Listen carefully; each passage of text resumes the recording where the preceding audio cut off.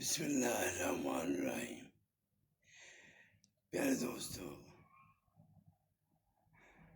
دنیا میں کامیاب انسان تو وہ ہے جو اپنے زندگی کے مقصد کو سمجھ گیا کہ اللہ تعالیٰ نے اسے کس مقصد کے لیے پیدا کیا،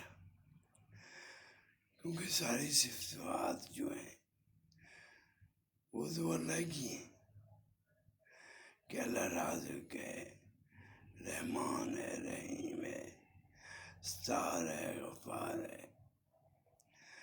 لیکن اللہ نے انسان کو کیوں پیدا کیا؟